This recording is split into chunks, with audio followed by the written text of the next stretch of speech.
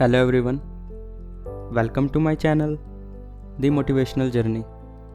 दोस्तों, आज की हमारी कहानी का शीर्षक है लोगों के साथ कैसा व्यवहार करें।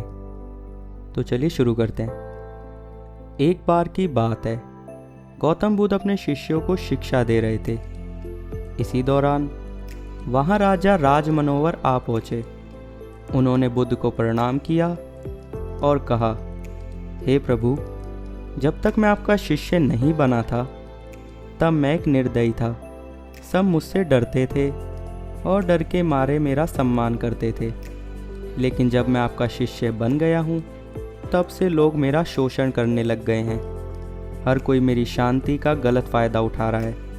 मैं एक ऐसा इंसान था जो किसी को भी मौत की सज़ा देने के लिए 2 बार नहीं सोचता था, मगर आपकी शरण में आने के बाद मैं बदल गया हूँ।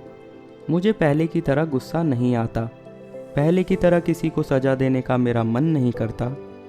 लेकिन मेरी दया, मेरा शांत स्वभाव मेरे लिए मुसीबत बन गया है। मेरा अपने देश पर शासन करना मेरे लिए बहुत मुश्किल होता जा रहा है।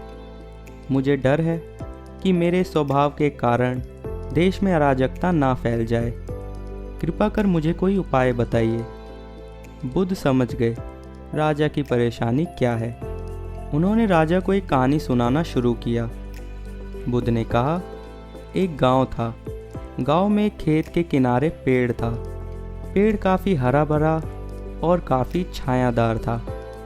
उसी पेड़ के पास एक खाली जगह थी। उस खाली जगह में एक सांप रहता था। वो सांप काफ़ी उग्र था। वहाँ आने जाने वाले लोगों को काट लेता था, जिससे कई लोगों की मौत हो गई थी। लोगों ने डर से उस पेड़ के पास जाना बंद कर दिया। एक दिन वहाँ से एक साधु गुजर रहे थे। उन्होंने इस खूबसूरत पेड़ को देखा। उन्होंने सोचा क्यों ना आगे बढ़ने से पहले इसकी छाया में ध्यान लगाया जाए। साधु को उस पेड़ की तरफ जाता देख एक किसान ने उस सांप के बारे में चेतावनी दी। लेकिन साधु एक मुस्कान के साथ उस पेड़ की तरफ आगे बढ़ गए। साधु पेड़ के नीचे जैसे ही ध्यान लगाने बैठे, वैसे ही सांप गुस्से से फुकारते हुए अपने बिल से बाहर आ गया। सांप बिल्कुल काटने के लिए तैयार था। तभी साधु ने सांप की आंखों में देखकर मंत्र का जाप शुरू कर दिया। मंत्र के जाप से सांप में बात करने की शक्ति आ गई। सांप ने कहा, यहाँ आने की किसी की हिम्मत नहीं होती। मनुष्य, क्या तुम्हें मुझसे डर नहीं लगता? क्या तुम यह नहीं जानते यह मेरा इलाका है? साधु ने कहा, मुझे किसी चीज़ से डर नहीं लगता। इसमें डरने वाली क्या बात है? मैं मौत से नहीं डरता। मैं जीने की इच्छा भी नहीं रखता हूँ। फिर भला मुझे तुमसे क्यों डर लगना चाहिए? बल्कि तुम डरते हो, इसलिए तुम लोगों को काटते हो। तुम्हें डर है कि लोग तुम्हें मार देंगे। साधु की बात सुन सांप हैरान हो गया। वह कभी ऐसे इंसान से नहीं मिला जिसे उससे डर नहीं लगता। उसकी मुलाकात जब भी किसी से हुई, लोग मौत के डर से उसे मारना चाहते थे या मौत के डर से उससे भागना चाहते थे। सांप साधु के पैरों में लिपट कर बोला, आप सच कह रहे हैं। आज तक मैंने जितने लोगों को काटा, उसका एक ही मकसद था कि मैं जिंदा रह सकूं। साधु ने करुणा भाव से कहा, तुम सच कह रहे हो मेरे दोस्त, लेकिन यह मत भूलो कि एक दिन जीवन खत्म हो जाएगा। जिसे एक दिन नष्ट ही हो जाना है, उसके लिए किसी की जान ले लेना उचित नहीं है। साधु की बातों का सांप पर प्रभाव पड़ा। उसने तय किया कि वह अब किसी को भी नहीं काटेगा। लेकिन जब सांप ने लोगों को काटना बंद कर दिया, तब इसका परिणाम उल्टा ही निकला। लोग अब उसके साथ खिलवाड़ करने लगे, उसे चोट पहुंचाने लगे, जिससे सांप अक्सर चोटिल और घायल हो जाता। इस समय वह अपने जीवन के सबसे कष्टकारी और कठिन समय से गुजर रहा था।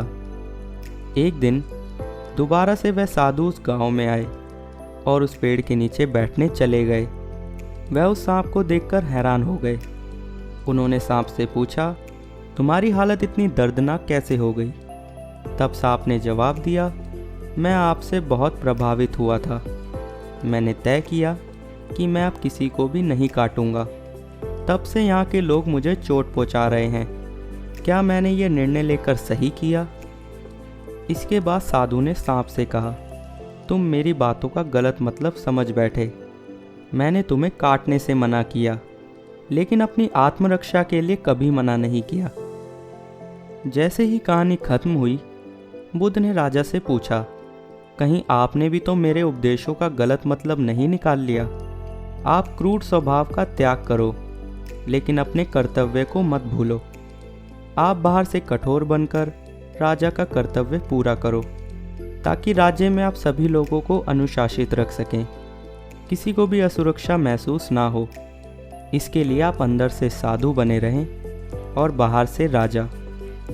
दोस्तों, इस छोटी सी कहानी से हमें सीखने को मिलता है कि आप अच्छे बनो, लेकिन किसी को अपनी अच्छाई का फ़ायदा मत उठाने दो। अच्छाई भी उतनी ही दिखाओ जितनी कि सामने वाले को उसकी कद्र हो। दोस्तों, इस कहानी को सुनने का बहुत बहुत शुक्रिया। मिलूंगा आपसे एक और ऐसी प्रेरणादायक कहानी के साथ। तब तक के लिए be positive, be motivated and stay safe. Good bye.